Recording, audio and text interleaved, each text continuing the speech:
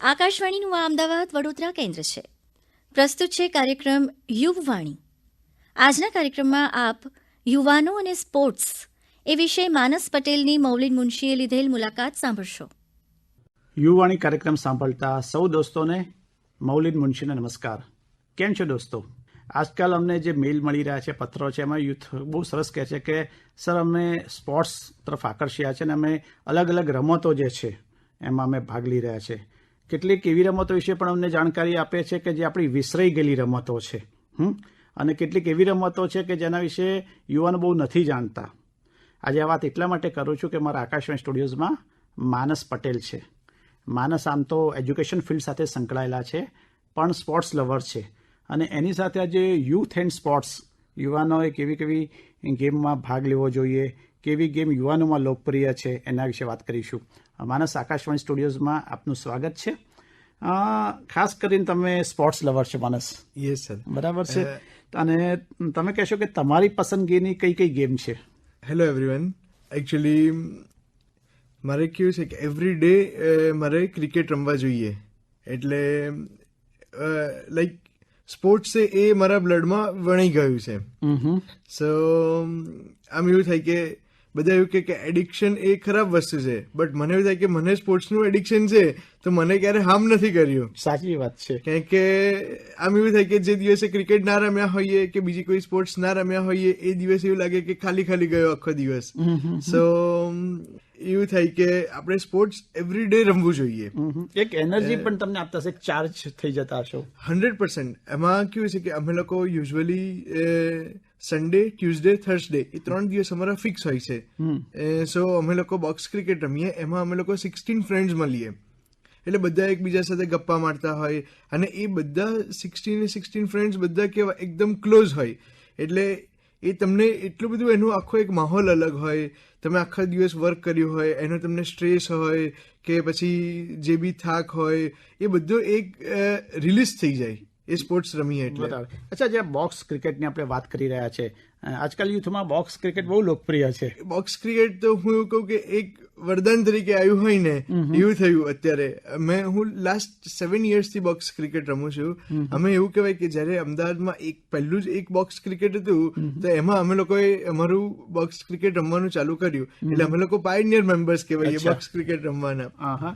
અને એ જનરલી રાતે રમાતો છે, કેમ? હા, યુઝ્યુઅલી કેવું છે કે અમે લોકો એવરી ડે બધા ઓફિસથી વર્ક કરીને આવ્યા હોય, એટલે બધાને 9 o'clock પછી જ ફાવે. સો અમે લોકો 9 to 11 રમતા હોઈએ છીએ. અચ્છા. અને એમાં સારું કે પેલું બોક્સ એટલે બોલ બહાર ના જાય.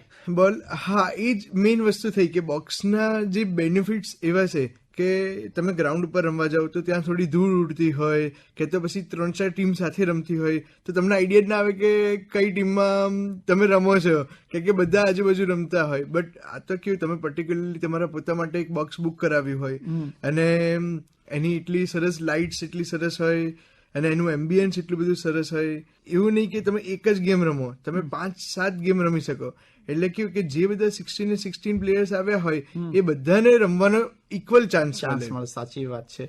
એ ઉપરાંત એક બીજી ગેમ છે, એ પણ આજકાલ યુથમાં લોકપ્રિય છે, અને એ છે પિકલ બોલ. યસ. તો એ આ પિકલ બોલ શું છે એના વિશે વાત કરશો? એ પિકલ બોલ આમ જોવા જઈએ ને તો એવું કહેવાય કે એક ટેબલ ટેનિસ અને ટેનિસનું મિક્સર કરેલું છે. એટલે ટેનિસનું સ્મોલર વર્ઝન અને ટેબલ ટેનિસનું બિગર વર્ઝન.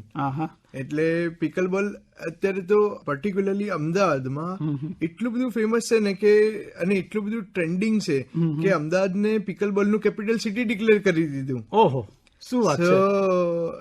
જે દિવસે હું પર્ટિક્યુલરલી મારી વાત કરું તો જે દિવસે મને ક્રિકેટ રમવાનું નથી મળતું એ દિવસે અમે લોકો એવું વિચારીએ કે ચલો સ્પોર્ટ્સ તો રમવી જ છે આપણે, તો અમે એ દિવસે પિકલ બોલ રમી લઈએ. વાહ. સો એટલું થાય કે આપણે સ્પોર્ટ્સ છૂટવી ના જોઈએ દિવસ. પિકલ બોલ છે એમાં પણ શું એકનું ટેબલ હોય છે? ના, પિકલ બોલ એ છે ને એક નાનું ગ્રાઉન્ડ બનાવી દીધું હોય છે, અને બે સાઈડ તમે ડબલ્સમાં બી રમી શકો, સિંગલ્સમાં બી રમી શકો. એટલે તમારે મિનિમમ 2 players જોઈએ અને મેક્સિમમ 4 players થી રમાય. અને કોર્ટ ટેનિસ જેવો જ હોય છે, પણ એનાથી ડાયમેન્શન્સ થોડા ઓછા હોય. ઓકે. એ ઉપરાંત જે યુથને આજકાલ વધારે ગેમ રમતી હોય છે તો એના વિશે વાત કરશો, લાઈક ચેસ છે, સ્વિમિંગ છે. યસ સર, એટલે સ્વિમિંગ અત્યારે તો હવે સમર સિઝન ચાલુ થઈ તો બધા એવું વિચારે કે હવે આપણે થોડું સ્વિમિંગ કરી લઈએ, તો સ્વિમિંગ બી બહુ જ સરસ છે. ઇવન ચેસ તો ઘણા એવા બી સિટી છે જેમાં બધાએ ચેસ ક્લબ ખોલેલી છે, તો બધા રાત્રે એક ગ્રુપ ભેગું થાય અને કોઈ ચા પીતું હોય, કોફી પીતું હોય અને એની સાથે ચેસ રમતા હોય બધા. બરાબર. એટલે જે ચેસના જે રસિયા હોય એ લોકો એવી રીતે આખો ગ્રુપ બનાવીને ચેસ બી રમતા હોય છે. સાચી વાત છે. હવે તો તમે જુઓ તો ઘણા યુથ મેં જોયા છે કે એરપોર્ટ ઉપર જઈએ તો ત્યાં પણ પેલી જે આખી બોક્સની લાકડાની આવતી હોય છે, ઓટોમેટેડ હોય છે, એના આખા મશીન્સ આવી ગયા છે. તો એ મશીન્સ ત્યાં એ લોકોએ પ્લેસ કરી દીધા હોય છે, એટલે તમને પેલું મશીન બોલ ફેંક્યા કરે અને આપણે એને હિટ કર્યા કરવાનું બોલને. એક બીજી ગેમ છે પણ યુથમાં લોકપ્રિય છે અને એ છે ફૂટબોલ. એટલે ફૂટબોલ તો બધા બહુ જ કેવું કહેવાય કે બહુ જ રમતા હોય છે છોકરાઓ, એટલે એક ફૂટબોલ લવર્સ જ હોય છે આખા. અને એનાથી ફિઝિકલ એક્ટિવિટી બહુ સરસ થાય.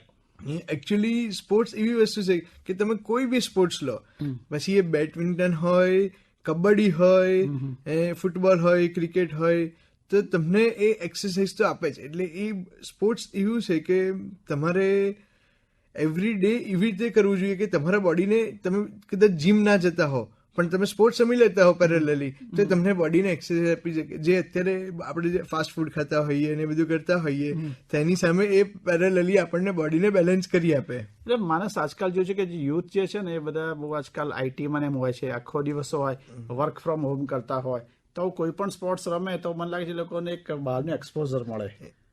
યસ સર, એમાં કેવું હોય છે કે લાઈક જે બધાએ પોતપોતાનું પર્ટિક્યુલર ગ્રુપ બનાવી દીધું હોય છે.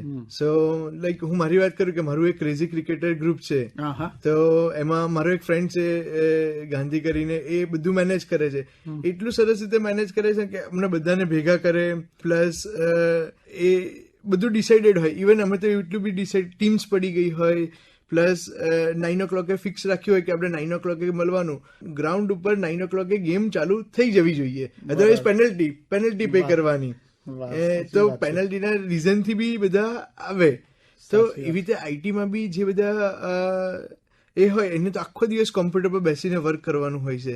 સો એ લોકોએ બી એવી રીતે આખું ગ્રુપ બનાવવું જોઈએ અને કમ્પલસરી એવરી ડે 2 hours કે 2.5 hours કે 3 hours સ્પોર્ટ્સ માટે લોકોએ આપવા જોઈએ.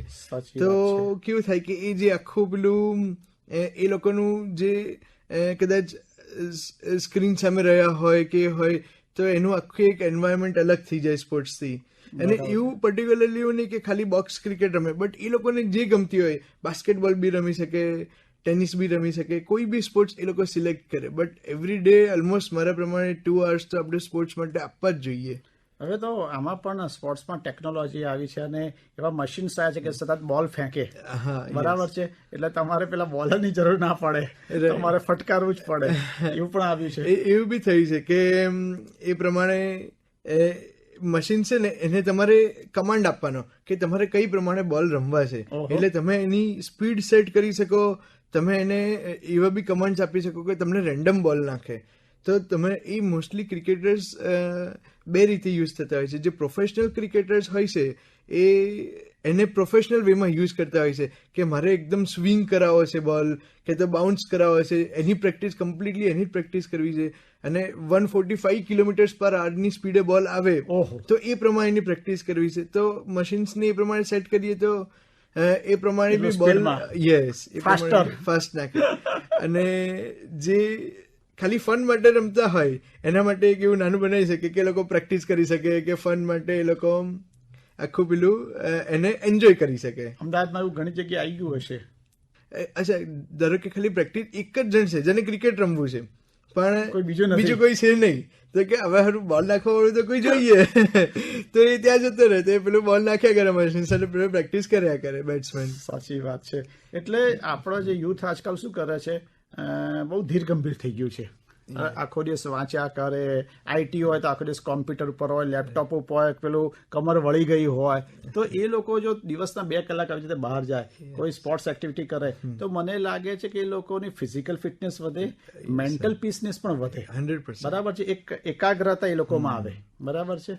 So this is stress buster, કે તમારા બધા ટેન્શન્સ હોય, કે તમારું બધું કોઈ બી આખો થાક લાગેલો હોય. હું તો એવું કહું કે મને ગમે એટલો થાક લાગ્યો હોય, પણ હું જે એ 2 hours જે મારા જે ફ્રેન્ડ્સ, મારું જે ગ્રુપ, એની સાથે હું જોઈન કરું, એટલે એ બધી વસ્તુ જે ટેન્શન, થાક ને બધું હોય એ બધું બાજુમાં રહે, અને પેલો માહોલ એવો થાય ને કે તમે એક અલગ જ આખા, એવું લાગે તમે અલગ દુનિયામાં છો. સાચી વાત છે. અને મને લાગે છે કે આટલું સ્પોર્ટ્સ કરો પછી તમે તમારું બીજું દૈનિક કામ પણ વધારે સારી રીતે કરી શકો છો. 100%. આમાં એવું થાય કે લાઈક તમે એવરી ડે જે વર્ક કરતા હો, એ એક જે તમને એક થોડું ચેન્જ ઓફ એન્વાયરમેન્ટ મળી જાય, તો એ એન્વાયરમેન્ટ પછી તમારું આખું, તમને એવું લાગે કે તમારું આખું જે સ્ટાર્ટ થાય છે એ નવું સ્ટાર્ટ થાય છે. એટલે અમે લોકો એવું વિચારતા હોઈએ કે ક્યારે ટ્યુઝડે પતી ગયું, આજે ક્રિકેટ પતી ગયું, હવે થર્સડે ક્યારે આવશે, હવે સન્ડે ક્યારે આવશે.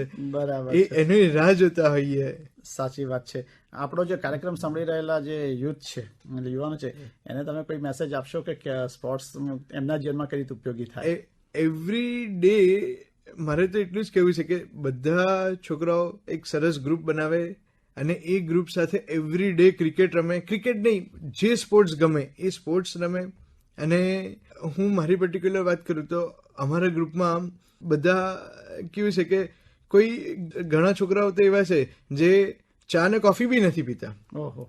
એટલે એસ્પેશિયલી અમારો પર્પઝ એ જ છે કે તમે આવો, તમે એન્જોય કરો, તમે સ્પોર્ટ્સ રમો, તમે બોડીને એક્સરસાઇઝ થાય, માઇન્ડ રિલેક્સ થાય. એટલે તમે એવું ગ્રુપ બનાવો જેનાથી તમે એકચ્યુઅલ સ્પોર્ટ્સ રમી શકો, એકચ્યુઅલ સ્પોર્ટ્સ એન્જોય કરી શકો. સાચી વાત છે. તો યુવાન દોસ્તો, આજે ખાસ કરીને માનસ પટેલ જે સ્પોર્ટ્સ લવર છે એની સાથે વાત કરીને ખૂબ મજા આવી, અને એણે યુવાનોએ કેવા સ્પોર્ટ્સમાં ભાગ લેવો જોઈએ. એણે ખૂબ મહત્વપૂર્ણ વાત કરી કે તમે તમારું જે રોજિંદુ રૂટીન હોય એમાં કંટાળી જાઓ છો, એકની એક જોબ કરો, આઈટી પ્રોફેશનલ્સ હોય કે બીજું કોઈ, એમાંથી ચેન્જ મળશે, તમારી મેન્ટલ પીસ છે એ સુધરશે, તમારી ફિઝિકલ ફિટનેસ વધશે, અને માનસ સસ કહું કે એકાગ્રતા, કોન્સન્ટ્રેશન, તમે સ્પોર્ટ્સ જો રમશો તે આવશે. માનસ, આજે આપ આપનો કિંમતી સમય કાઢીને આકાશવાણી સ્ટુડિયોઝમાં આવ્યા, અમારા શ્રોતા મિત્રો સાથે વાત કરી, તે માટે આકાશવાણી વતી આપનો ખૂબ ખૂબ આભાર. Thank you very much. આપ હમણાં જ સાંભળી રહ્યા હતા યુવાનો માટેનો કાર્યક્રમ યુવવાણી. આજના કાર્યક્રમમાં આપે યુવાનો અને સ્પોર્ટ્સ એ વિશે માનસ પટેલની મૌલિન મુનશીએ લીધેલ મુલાકાત સાંભળી. કાર્યક્રમનું પ્રસારણ આકાશવાણીના અમદાવાદ વડોદરા કેન્દ્ર પરથી કરવામાં આવ્યું.